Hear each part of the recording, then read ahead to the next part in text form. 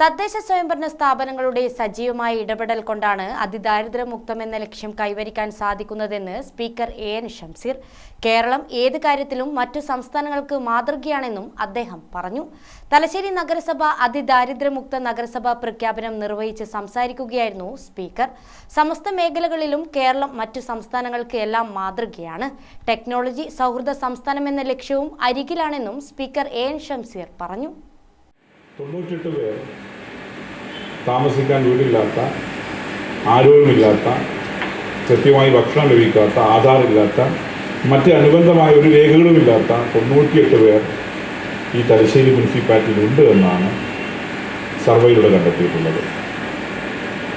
ഈ 98 പേരെയും അതിദാരിദ്ര്യത്തിൽ നിന്ന് മോചിപ്പിക്കാനുള്ള ശ്രമത്താണ് നിങ്ങൾ തുടക്കം കൊടുക്കാൻ പോകുന്നത്.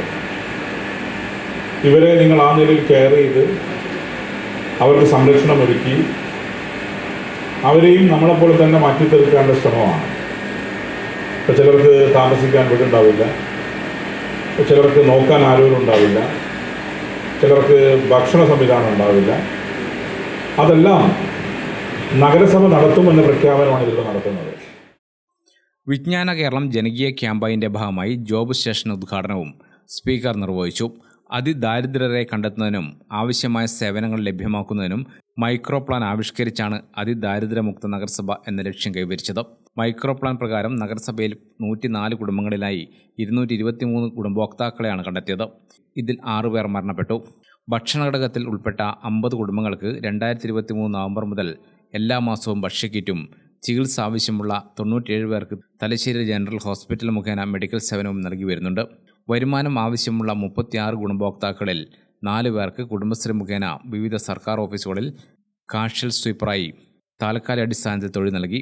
3 പേർ സ്വമേധയാ ഒഴിവാകുകയും 4 പേർ മരണപ്പെടുകയും 3 പേർ മറ്റ് തൊഴിൽ മേഖലയിൽ പ്രവർത്തിക്കുകയും ചെയ്യുന്നു.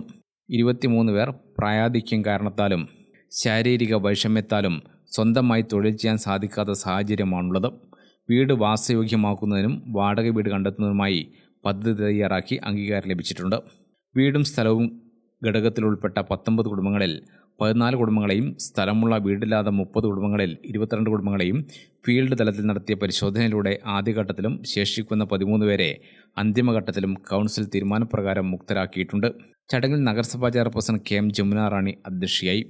Vice chairman MV Jayarajan, CDS member secretary Hari Puthiyallath, നഗരസഭാ സെക്രട്ടറി N സുരേഷ് കുമാർ, ജില്ലാ കോർഡിനേറ്റർ PV രത്നാകരൻ, നഗരസഭാ വൈസ് ചെയർമാൻ MV ജയരാജൻ, സ്ഥിരം സമിതി അംഗങ്ങൾ തുടങ്ങിയവർ പങ്കെടുത്തു.